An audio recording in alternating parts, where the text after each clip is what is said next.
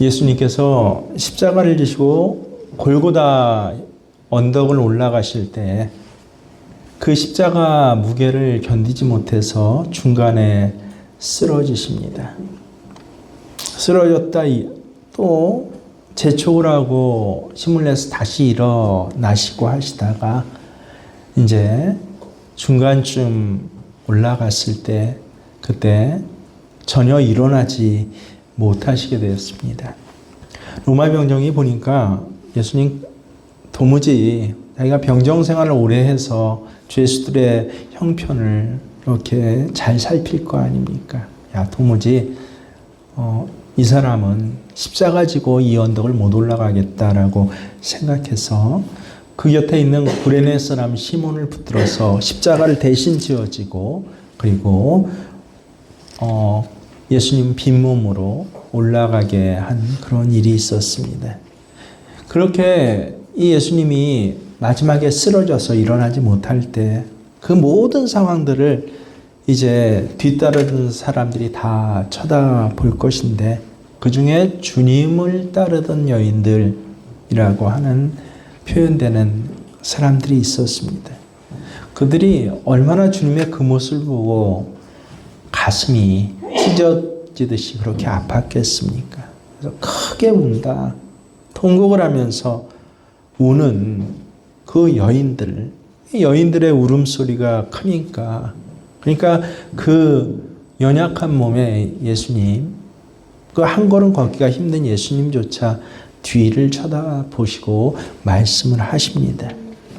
뭐라고 하셨습니까? 예루살렘의 딸들아, 나를 위하여 울지 말고 너희와 너희 자녀들을 위하여 울라. 여러분, 예수님 다 알고 계셨습니다. 지금 이제 이 예루살렘에 이 통곡하는 여인들이 살고 있는 이 예루살렘에 재앙이 다가오는 것을 예수님 미리 다 알고 계셨던 것이에요.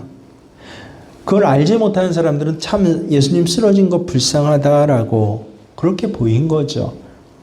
예수님께서는 이제 이 예루살렘이 얼마 지나지 않아서 완전히 다 무너질 것을, 여러분 예루살렘 도시 성만 무너집니까? 그 안에 사는 사람들이 당할 끔찍한 일을 예수님 지금 다 보고 계신 것이에요. 실제로 주후 정확히 70년에 로마 장군 티투스라는 장군이 예루살렘을 함락시키게 됩니다. 그때 역사가들의 기록들이 지금 남아 있는데요. 돌 위에 돌 하나가 남지 않았다라고 기록되어 있습니다. 그러니까 완전히 예루살렘이 무너져 버린 것입니다. 그리고 사람은 거기서 이제는 도무지 살 수 없는 그런 곳이 되었습니다. 성전은 다 불탔고요. 로마 군인들은 사람들을 하나도 안 남기고 죽이는데요. 어린아이들을 성 밖에, 예루살렘 높은 이 고지대에 있거든요. 이 산 위에서 성 밖으로 던져서 아이들은 다 죽였다라고 합니다. 여인들은 강간하고 남자들은 학살 당합니다. 그리고 예루살렘 이 땅은요, 아예 이제부터는 사람이 살 수 없는 곳이야라고 하면서 모든 것을 모래와 같이 만들어 버렸어요. 거기 금줄을 쳐놓습니다. 출입금지라고요. 이렇게 사람 아예 살지 못하는 곳으로 만들기를 무려 1900년이 지나도록 했습니다. 1948년에 가서야 비로소 거기에 이스라엘이 다시 건국되게 됩니다. 그러니 예수님 그 상황을 지금 다 보고 계시니까 이게 얼마나 끔찍한 일입니까? 그 일이 예수님 눈앞에 다가오고 있는 것이에요. 예수님 이걸 다 보고 계셨기 때문에 사실은 이제 유월절 전에 이 예루살렘을 향해서 들어오실 때 이 예루살렘 성을 보시고 한탄하시며 예수님도 눈물 흘리고 우신 적이 있습니다. 가까이 오사 성을 보시고 우시며 이르시되 너도 오늘 평화에 관한 일을 알았더라면 좋을 뻔하였거니와 지금 내 눈에는 숨겨졌도다. 제자들은 예루살렘 성을 바라보면서 갈릴리 촌사람들 아닙니까? 그러니까 화려한 도시에 온 것이에요. 야, 이 성이 얼마나 화려한지, 이 성이 얼마나 아름다운지 취해갖고 감격하고 있었어요. 근데 그 같은 자리에 있던 예수님은요, 예루살렘 성에 곧 다가올 죽음과 멸망을 보시고 우신 것이에요. 예수님조차 우셨다. 도래할 그 파멸의 끔찍함이 어떠한지를 예수님조차도 눈물을 흘릴 수밖에 없는 그런 상황에 처해 있는 것이 지금 예루살렘입니다. 그러니 여인들이 몰라서 그렇죠. 지금은 쓰러져서 힘없는 예수님 보면서 어떻게 하는 그런 때가 아니라 자기 자신들과 자녀들을 위해 울 때가 아닙니까? 저는 이 말씀이 2000년 전에 예루살렘 여인들에게만 주신 말씀 아니다라고 그렇게 생각합니다. 지금 이 시대에 자녀를 둔 부모들, 그리고 다음 세대를 섬기는 사람들, 우리 교회 학교, 또 학교 선생님들, 이런 사람에게 똑같이 주신 말씀입니다. 왜냐하면요, 우리 자녀들 여러분, 다음 세대들, 앞으로 살아갈 날들이 보이십니까? 어떨지? 저는 보입니다. 너무나 암울해요. 폐허가 된 예루살렘 정도가 아닙니다. 영적으로 보면 정말 그렇습니다. 우리 아이들이 죽을 병에 걸렸거나 가출했다는 이야기가 아니에요. 그런 부모는요, 울라고 할 것도 없이 울 거예요. 우리 아이들이 죽을 병에 걸리진 않았다 해도, 가출해서 부모의 마음을 아프게 하진 않는다고 해도, 그럼 문제는 무엇이에요? 야, 이 아이들이 살아갈 세상이 앞으로 어떤 세상인가 하는 것입니다. 그래서 얼마 전부터 꽤 오래됐어요. 이 다음 세대를 위해서 기도하면요, 숨이 콱콱 막힐 때가 있습니다. 앞으로 10년 뒤, 20년 뒤에 우리 아이들은 어떤 세상을 살아갈까 생각하면 정말 얼마나 두려운지 몰라요. 2000년대 딱 우리나라에 넘어올 때 세상은 새로운 세대를 맞이했다, 새천년이다라고 했지만요, 그때 함께 터진 사건이 여러분 N번방 사건이라는 사건을 기억하십니까? 이름만으로는 도대체 이게 무슨 사건이야 라고 지금에 와서 사람들이 잊어버렸어요. 그때도 이게 무슨 사건인지 사실은 많은 사람들이 잘 몰랐습니다. 왜 이름을 N번방 사건이라고 붙였는지 전 도무지 그때도 이해가 안 됐어요. 정확히 얘기하면 미성년자 성폭행 영상 유포 사건입니다. 여러분, 길 가던 아이들을 납치해서 돌발적으로 그런 일을 벌인 것이 아니에요. 아주 치밀한 조직 체계를 갖추고요, 돈을 주고 성관계할 아이들을 모집한 것이에요. 몰라서 아이들이 거기 모집된 게 아니에요. 돈 몇만 원 받기 위해서 초등학생, 중학생, 고등학생 아이들이요, 나 성관계하고 돈 몇만 원 받을래요 하고 그렇게 거기 가입한 사건이에요. 문제는 성관계하고 끝난 게 아니라 그거를 영상으로 유포해서 우리나라 많은 사람들에게 회원을 제로해서 20만 원에서 150만 원까지 돈을 받고 회원으로 가입시켜서 그 영상을 보여준 것입니다. 그 당시 수사 결과를 보면 정회원만 수백 명에 이르러요. 한 번 들어왔다 말고, 소개로 잠깐 들어왔다 말고 했던 사람은 수천 명, 수만 명의 사람이 단기 회원으로 그렇게 밝혀졌습니다. 이게 근데 밝혀질수록 맨 처음에는 조주빈이라는 사람만 그 조직을 관리하고 있는 줄 알았는데 아니에요. 이른바 대리점이 1개, 2개, 3개, 4개, 셀 수 없이 9개까지인가 나와가지고 첫 번째 조주빈이라는 이 사람 나왔을 때 두 번째 나왔을 땐 야 2차다 3차다 하다가 그러다 결국은 N번방이라고 이름 붙여진 것입니다. 밝힐수록 끝없이 나오는 것이에요. 무슨 특별히 불우한 위치에 있는 아이들, 모자르고 못 배우고 돌봄받지 못한 아이들이 성을 판매한 사건이 아니에요. 너무도 놀랍게 평범한 가정에 아주 평범한 초등학생, 중학생, 고등학생이 그 당시로 7만 원인가 10만 원을 공식 금액이 정해져 있어요. 돈을 받고 자기 몸을 판 사건이에요. 이런 스스로 몸을 파는 아이들과 또 이후에 어쩔 수 없이 이걸 빌미로 인해서 피해를 당한 아이들만 수백 명에 이른다고 보도되었습니다. 동남아시아 어떤 못 사는 나라에서 일어난 일이 아니에요. 바로 자랑스럽게 생각하는 선진국이라고 생각하고 예수 믿는 나라라고 생각하는 우리나라야 우리 아이들에게 일어난 일입니다. 정말 음란하고 상상이 안 될 정도의 이런 더러운 일들이 2000년 시작되자마자 이제 온 나라를 흔들고 물들어가기 시작합니다. 여러분, 이런 더러운 일들을 누가 저지르고 있습니까? 누가 저지르고 누가 이런 더러운 일에 함께하고 있습니까? 그래서 2000년 이후에 태어난 세대들에 대해서 그 상황을 영적으로 보면요, 참 사랑스럽고 고귀하고 아름다운 우리 아이들이지만요, 영적으로 여러분 자녀들을 보세요. 주변 아이들을 보세요.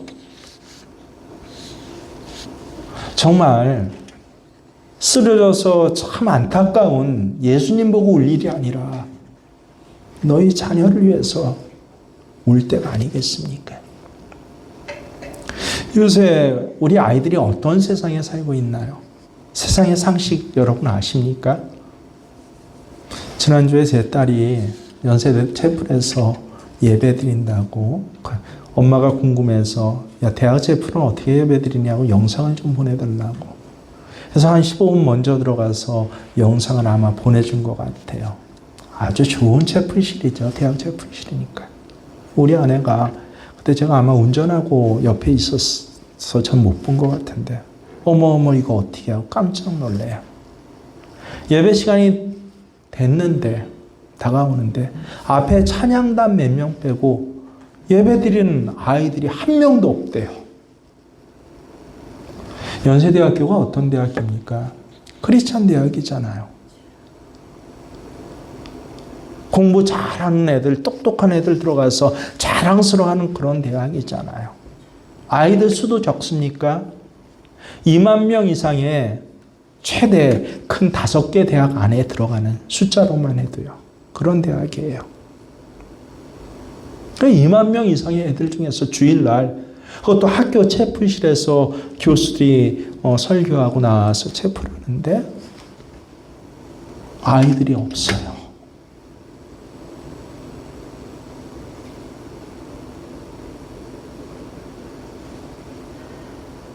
이게 바로 우리 애들이 사는 시대예요. 아니 크리스찬 대학에서 주일날 예배를 드리는데 아이들이 없다. 대학생들이 없어요. 그러니 그런 분위기에서 나 예수 믿겠다라고 하면 여러분 그 다음부터 그 학생의 삶의 내용들이 주변에서 어떻게 평가가 될까요? 하나님은 없다. 그게 상식인 세상에서 살아갑니다. 애들에게 요새 가르치는 부모의 기본적인 마인드가 뭐예요? 저는 아주 몸소리 쳐줘요. 근데도 그게 정답인 줄 알고 애들에게 얘기해. 너 하고 싶은 대로 해. 너 좋아하는 것 해. 그러면 그게 행복이야 라고요. 하고 싶은 대로가 아니라 죄 아닌 것의 기준이 아예 없어졌어요. 자기 마음에 좋으면 자기 하고 싶은 거 하면 부모가 아이들을 키워주는 기준이 뭐예요? 야, 우리 아이의 행복의 기준이 애 하고 싶은 대로 지원해 주는 것이에요. 그게 좋은 부모처럼 생각이 됩니다. 요새는 애 안 낳고 하나만 낳죠. 이 애가 이 가정의 모든 종착점이에요.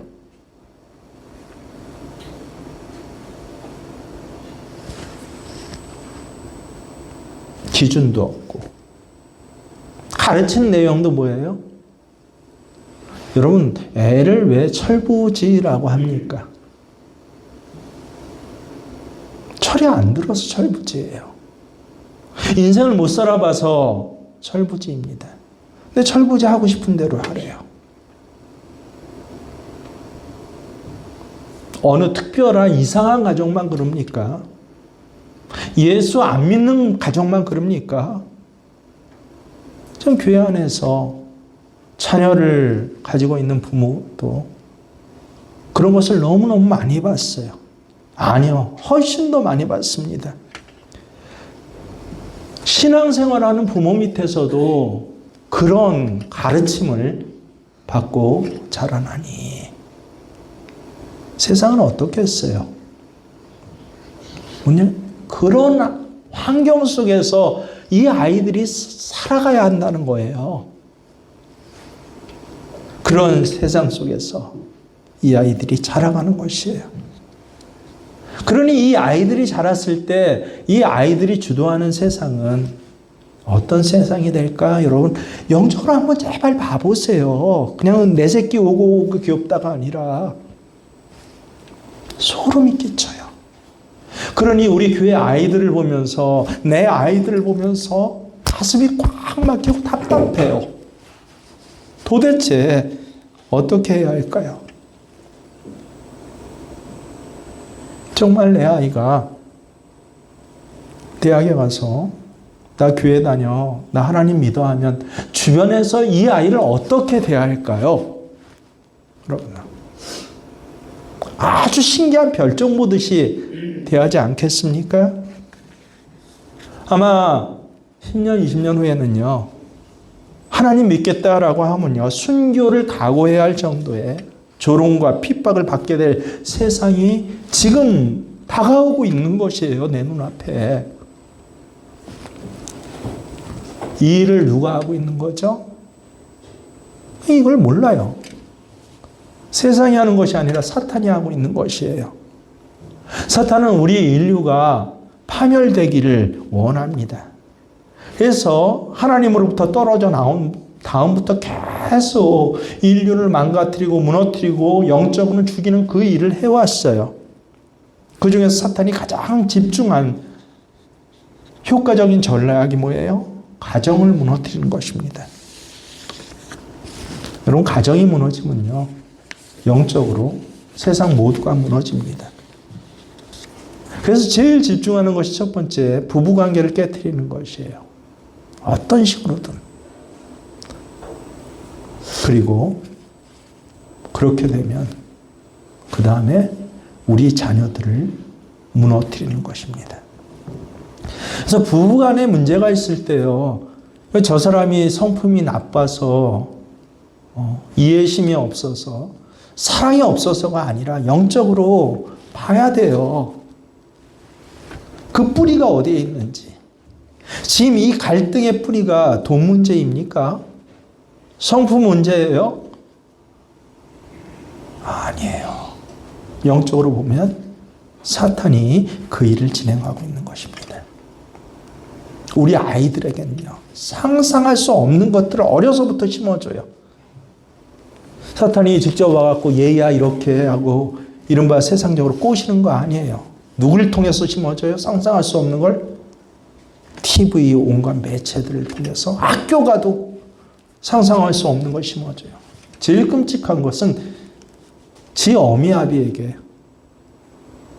그런 일들을, 그 끔찍한 것들을 마치 끔찍하지 않고 정상인 것처럼 그렇게 듣고 자라난다. 그게 바로 이 시대예요. 창세기 8장 21절에 하나님 뭐라고 말씀하세요?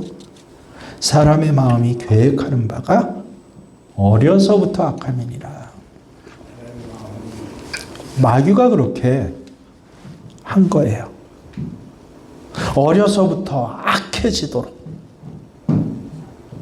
어려서부터 이 아이들의 생명을 죽이는 것이에요. 중학교 때 친구 잘못 만나서 아니에요. 초등학교 들어가서 환경이 안 좋고 뭐 해서가 아니에요. 어려서부터. 옛날엔 가정이 A의 생명을 살리는 가정이에요. 신앙이란 말을 빼도 정신적으로 건강하고 도덕적이고 윤리적으로 자라나는 것, 이걸 가르쳤어요. 근데 요새는 어때요? 너 하나만 잘 살면 돼. 다른 사람들 필요 없어요. 형제 자매들 필요 없어요. 심지어 누구까지? 부모까지 필요 없어. 나는 나 알아서 할 테니까 너 하나만 잘 살면 돼. 이게 사랑이라고 지금 가정들에서 가르쳐요.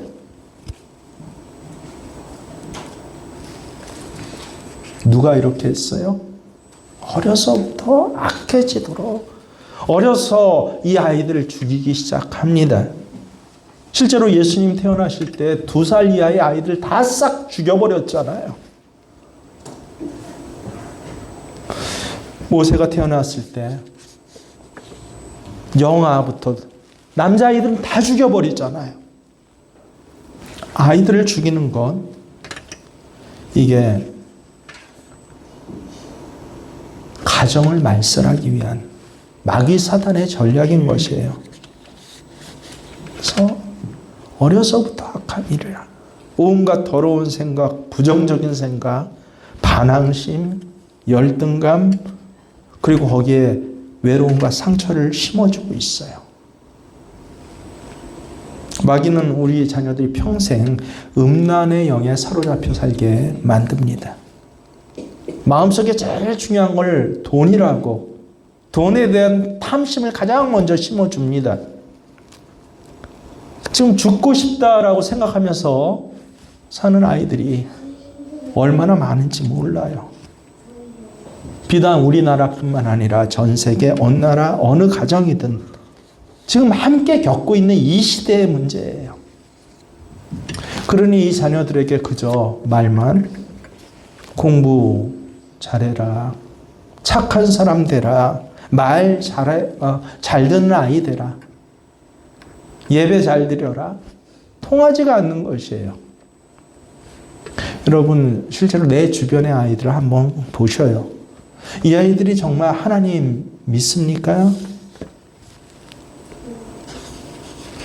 이 아이들의 마음속에 영생, 영원한 생명이 있습니까?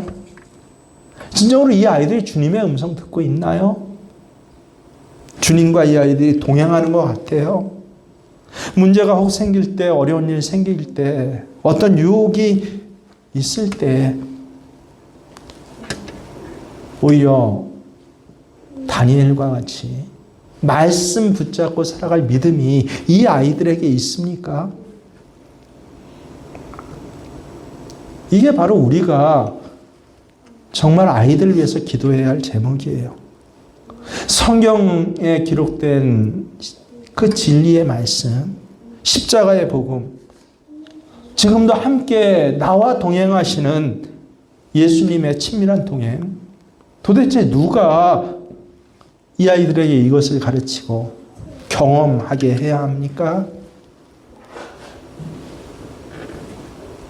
오로지 한 사람, 부모밖에 없어요.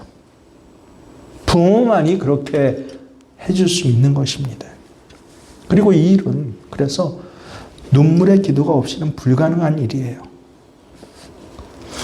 우리는 자녀를 교육하는 것이 아니고 엄밀히 말하면 자녀의 마음을 지금 사로잡고 있는 마귀 사탄과 싸우는 것이에요. 자녀 교육이라는 것은 똑바로 그 실체를 볼 수 있어야 돼요. 마귀 사탄에게 마음과 정신을 빼앗겨버린 우리 아이들을 구원해내는 것이 지금 부모 세대의 여러분의 사명이에요. 부모라면 자녀 위해서 기도 안 할 사람 없어요. 울어보지 않은 사람 없습니다. 오늘 말씀 제목이 부모의 눈물인데 자녀 위해서 안 울어본 분 계셔요? 이 가운데? 근데 문제는 울긴 우는데 도대체 어떤 문제로 그렇게 울고 기도하냐라고 하는 것이에요.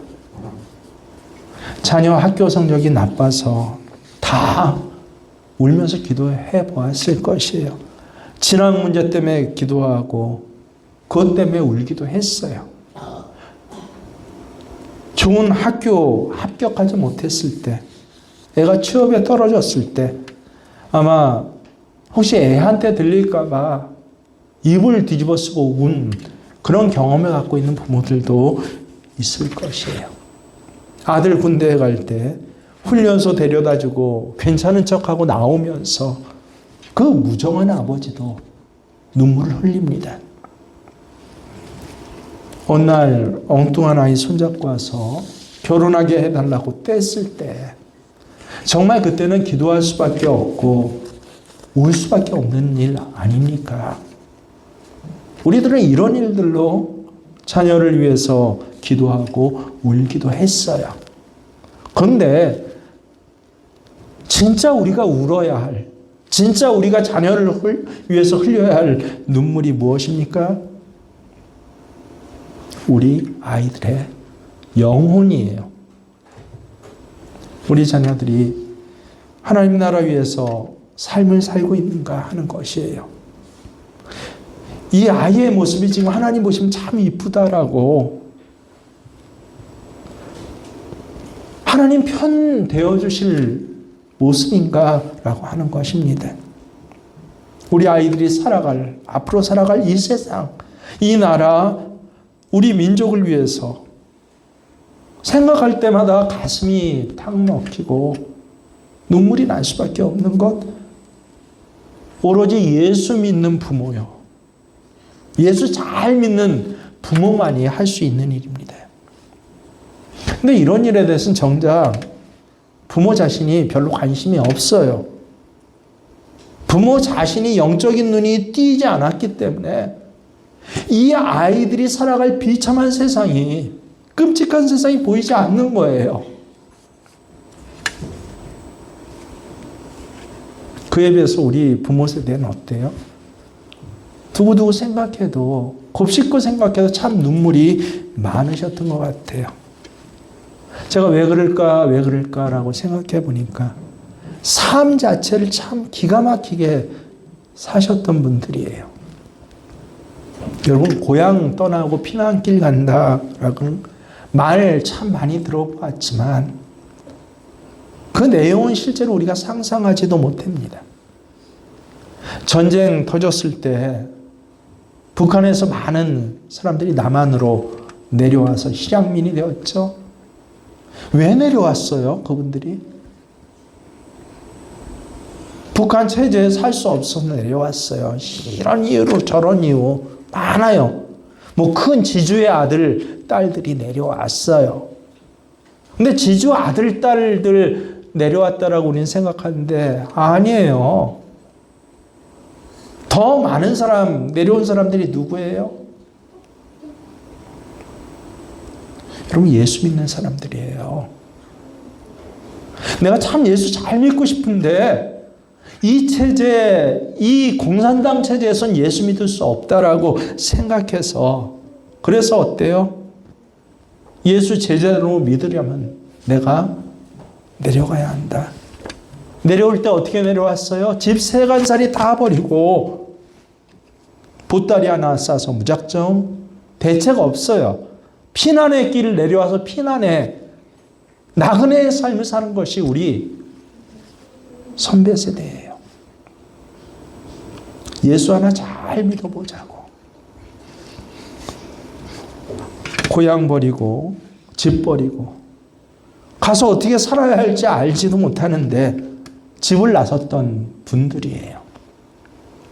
너는 내 친족, 고향을 떠나 내가 지시한 그 땅, 하나님 잘 믿을 수 있는 땅으로 가라. 성경에 아브라함에게 주신 하나님의 음성을 내게 주신 음성으로 듣고 마음만 그래 작심했어가 아니라 삶 전체를 회파하고 내려온 분들이에요. 삶에는, 그분들 삶에는 하나님의 명령이 실제로 한 걸음 한 걸음 새겨져 있어요. 전 그래서 한국의 영락교회라는 교회가 이 정신을 대표하고 있다고. 우리 교단 아니에요. 어떤 사람들은 손가락질을 합니다. 아니요. 몰라서 그래요. 그런 분들이니까, 예수 하나 잘 믿어보자고 내려온 분들이니까, 여러분 그런 분들이 삶을 어떻게 살았어요? 자기 자녀들에게 뭘 가르쳤을까요? 하나님 앞에선 어떤 기도를 했을까요? 그냥 고개만 숙이면 눈물이 나는 거예요. 옛날에 철야기도 없었어요. 개인이 다 저녁에 와서 식구들 재우고 와서, 특별히 예수 믿는 어민은요, 새벽이 될 때까지 눈물을 흘리면서 기도하는 것이에요. 금요 철야? 아니요. 매일 저녁이요. 저는 예수 믿는 부모 밑에서 자라지 못했지만 친족 가운데 저희 고모님이 예수 너무 잘 믿었어요. 방학 때가 되면 고모네 집에 놀러 가서 한 일주일, 2주일 지내는데요. 저녁마다 나가요. 교회 간대요. 우리 밥 다 챙겨주고, 신랑 들어오면 챙겨줄 거 다 챙겨주고 나서 혼자 저녁마다 나가요. 우리 고모만 특별했나요? 아니요. 그 당시 애가, 제가 중학교 2학년, 3학년 때였으니까 저보다 이 첫째 아이가 한 3살 어려요. 제 여동생하고 같은 나이니까. 그러니까 그때 나이가 얼마나 됐겠어요? 30 중반도 안 됐어요. 뭐 정확히 제가 지금 세어보진 않았지만 얼핏 보면. 여러분 지금 나이가 몇입니까? 30 중반도 안 된 애 엄마가 가족들 다 정리해놓고 저녁마다 교회 나가요. 그 교회 어떤 교회죠? 냉남반기 있어요. 고모님이 3번인가 이사 다니는데 그때마다 이제 놀러 갔을 때 주일날은 교회 같이 나갔어요. 건물 없어요. 가장 기억났던 교회는 그래도 어느 정도 집 모양이라도 교회가 갇혀 있잖아요. 그 교회는 그냥 저기 농사 하우스예요. 시커먼 유리와 금을 쳐놓은 그 교회예요. 거기 무슨 난방이 들어옵니까? 방석도 없어요. 집에서 못 쓰는 이불들 있잖아요. 교회 바닥에 그거 쫙 깔아놨어요. 크기는 굉장히 컸는데 거기 가서 한겨울에 저녁마다 가서 가족을 위해서 기도하고 오는 거예요. 교회를 위해서 기도하는 거예요. 이 민족을 위해서 기도하는 거예요. 그러니 기도라고 하면 어때요? 아니 30대 중반이면 요새는 청년이잖아요.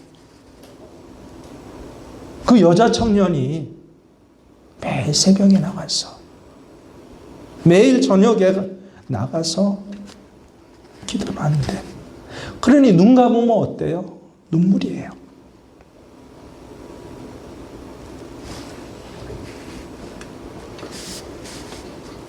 전 언제부턴가 깨달았어요. 야, 저런 분들의 눈물 때문에 내가 이 자리에 있는 것이구나. 저뿐인가요? 여러분이 있는 거예요. 그냥 있는 게 아니에요. 정말 부모 세대의 눈물이 있어서 있는 거예요. 어렸을 때 교회 가면 언제나 권사님들 기도하고 있었어요. 교회가 텅 빈 거 한 번도 못 봤어요. 늘 권사님들이 어디에선가 지하실 있는 교회는 지하실에서, 없으면 본당에서 기도하고 있었어요. 집사는요, 봉사라고 집사예요. 권사는요, 당연히 중학교 2학년밖에 안 된 나도 알아요. 권사는 기도하는 사람이에요. 지금 우리가 건축기도문으로 매월 기도하고 있는데요. 그 건축기도문 이전에 우리 월별 기도문을 가지고 기도하지 않았습니까? 매주 월요일마다 하루 종일 기도문이 뭐예요? 자녀를 위해서, 다음 세대를 위해서, 이들이 살아갈 세상을 애통해야 하면서 월요일 하루 종일 그렇게 우리는 기도하지 않았습니까? 어느 날 월요 기도문을 갖고 기도하는데요. 새벽에 기도하다 말고 펑펑 울었어요. 왜요? 지금 세대는 부모는 많은데 부모의 눈물이 말라 있어요. 세상을 위해서 아이들 건강과 취업과 성적과 위해서 우는 부모는 많은데 영적으로 아이들의 영혼을 붙잡고 우는 부모가 없어요.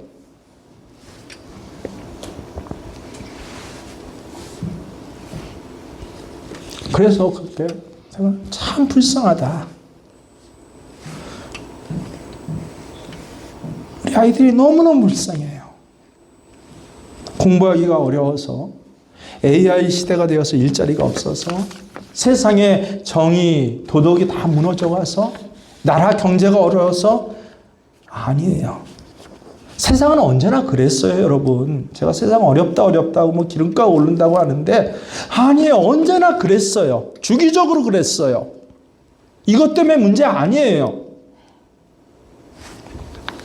우리 아이들이 너무 불쌍한 이유가 뭐예요? 눈물의 기도가 메마른 부모 밑에 자라고 있는 거예요. 진짜 기도가 없는 세대에 아이들의 영혼을 위해선 눈물 한 방울 흘리지 못한 이 가정들, 이 부모들, 그런 부모 손에 키워지니 이 아이들 너무너무 불쌍하잖아요. 오늘 예수님 정말 무서운 말씀을 하십니다. 29절 보세요. 보라, 날이 이르면 사람이 말하기를 잉태하지 못하는 이의, 해산하지 못한 배, 먹이지 못한 젖이 오히려 복되도다. 잉태하지 못한 사람, 해산하지 못한 배, 먹이지 못한 젖이 복되다. 무슨 말씀이에요?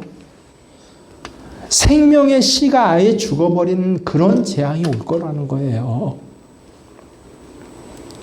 차라리 아이를 낳지 못했다면 아이가 죽는 비극을 경험하지 못했을 텐데. 얼마부턴가? 이젠 한 5년, 10년 가면 TV에도 안 나올 거예요. 지금은 대단히 떠들고 있지만, 어미가 제 아이를 갖다가 때려서 죽이게 했다. 어제도 나오더라고요. 어떻게 두부 타박상이 있느냐라고 법의학에서 그걸 보고를 했는데, 아주 장기적이고, 그러니까 우발적이 아닌 반우발적인 폭행에 의해서 아이가 죽었다는 거예요. 경찰에 밝혀냈어요. 도대체 어떻게 때렸냐? 리모컨으로 때렸대요. 옆에 있는데 손신 리모컨으로 그 작은 아이 머리를 쾅쾅 어른 때리듯이 때리니까 죽었어요. 살인범이 되고 아마 징역 꽤 살아야 할걸요.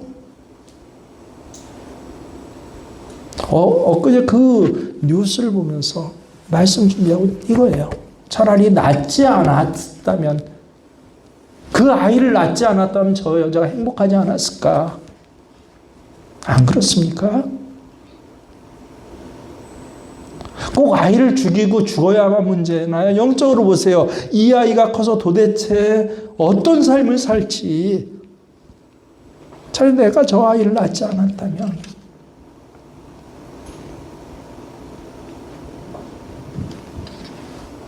그런 세대가 지금 오고 있는 거 아닙니까? 예수님 말씀 그대로예요. 아이를 낳았기 때문에 우쭈쭈하고 키웠기 때문에 이 죽음과 멸망과 슬픔을 경험하는 거예요. 삶의 자리에. 그래서 예수님 말씀하시는 거예요. 너희 그리고 너희 자녀를 위해서 올라. 기도가 없어진 너희, 영적으로 이 아이들을 바라보진 못한 너희, 영적으로 예루살렘에 지금 어떤 일이 일어나게 될지를 보지 못한 너희, 오히려 눈에 보이는 것만 있어요. 아, 저 예수님 불쌍하네. TV에 개 때문에 우는 장면 많이 나오더라고요. 개가 불쌍하다고. 뭐 동물도 불쌍하죠. 고양이 때문에 울면서 온 가족이 눈물 적신 장면 굉장히 감동적으로 나오더라고요. 왜 고양이가 아픔 불쌍하죠. 근데 우리 아이는요. 이 아이가 지금 죽어가고 있는데 이 아이를 보면서 어때요? 웃음만 있어요. 기대만 있어요. 깔깔깔거리고 너 하고 싶은 대로 해. 애들 어려서부터 뭐를 꺾으면 안 되지. 그게 이 시대의 교육이에요. 학교에 가면 그렇게 가르쳐요. 온통 방송, 영상 매체가 뭐예요? 아이들이 주인공이에요. 어떤 의미에? 세상 것 많이 닮아가는 의미에. 영어로 보면 아이들이 죽어져 가고 있는데 그게 좋대요.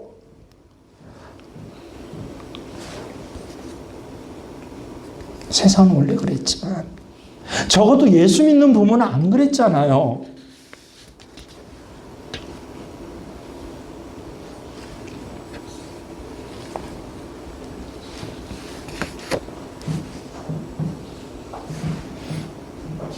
나를 보고 울지 말고 세상 보고 울지 말고 너희 자녀를 보고 울라.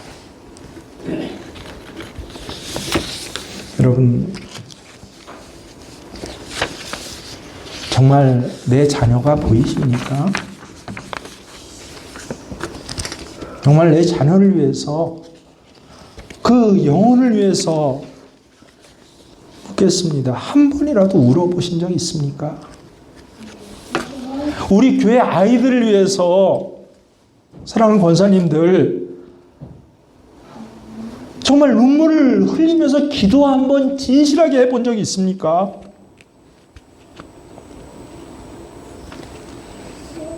하나님은요, 내 눈물을 보신대요. 성경에 그렇게 기록되어 있어요. 우리의 기도를 담은 금양로와 함께 성도 눈물을 담을 병을 함께 들고 계신 게 우리 하나님이시래요. 시편 56편 8절에 뭐라고 그래요? 나의 유리함을 주께서 계수하셨으니 나의 눈물을 주의 병에 담으소서.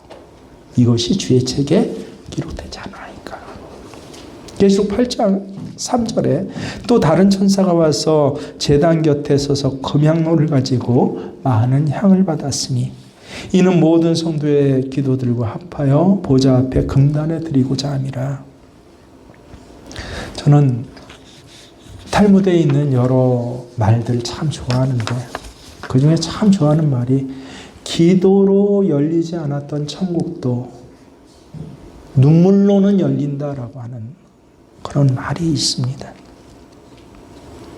가족의 구원을 위해서 내 자녀, 그 영혼, 그리고 이 영혼이 활동하면서 살아가야 할, 이 아이가 살아가야 할 그 세상,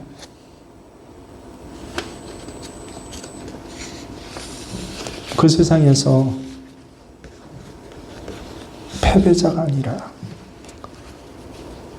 자기 목숨 하나 챙기자고 헉헉거리면서 그게 마치 지혜 있냐 살아간 아이가 아니라 함께 생명을 살린 아이로.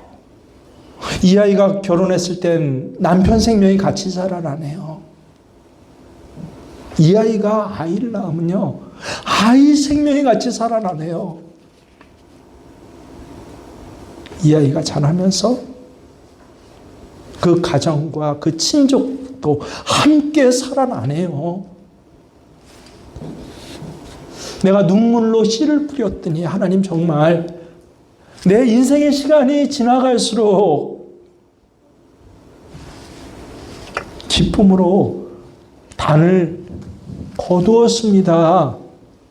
간증이 있어야 되잖아요. 내 인생에 도대체 왜 이것 주세요 저것 주세요 아니라 눈물로 씨를 뿌렸더니 너무 어려운 시대에서도 믿음 하나 붙잡고자 고향 떠나왔더니 믿음 하나 붙잡고자 내 이익들 다 포기했더니 내 인생의 나이가 먹어가면서 어때요? 야, 자녀들 보면서 하나님 기쁨으로 단을 거두게 하신 하나님 찬양합니다. 손주들을 보면서 정말 하나님 말씀은 그대로 맞아. 세상은 원래 그랬지만, 세상은 지금도 우리를 위협하고 있지만, 하나님 말씀은 세상을 운용하고 계시는구나. 이게 부모의 눈물이에요. 너희 자녀를 위해 울라. 예수님 명령하신 거예요. 예수님 명령하셨으니 자녀를 위해서 울 때 예수님 무엇 주십니까? 반드시 응답해 주십니다. 아무도 자녀 영혼을 위해서 울지 못하고 세상 것 바라면서 탐욕만 부릴 때 기도해도 탐욕인데 그걸 기도로 착각을 해요. 얼마나 가슴이 아픈지 몰라요. 평소에 공부 안 하는 내 아이가 어떻게 좋은 대학 가요? 그걸 부모가 기도를 하고 울면서, 그것도 수능 다가와서야 기도해요. 퍽퍽 울면서 내 자식 좋은 대학 가게 해주세요. 탐욕, 탐심이죠.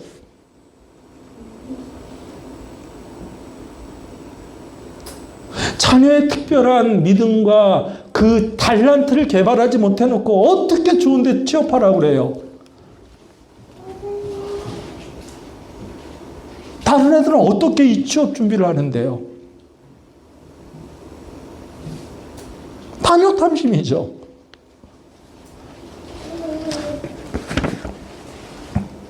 아니요. 세상을 위해서 오는 게 아니라 우리가 자녀를 위해서 온다고 착각을 해요. 세상을 위해서 제발 울지 말고 너희 자녀를 위해서, 그 생명을 위해서 울라. 여기엔 반드시 주님 뭐 해주신다? 응답해 주셔요.